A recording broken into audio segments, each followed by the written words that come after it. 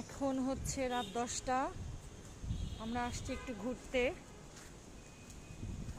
এই তো ঘোরাঘুরি হচ্ছে।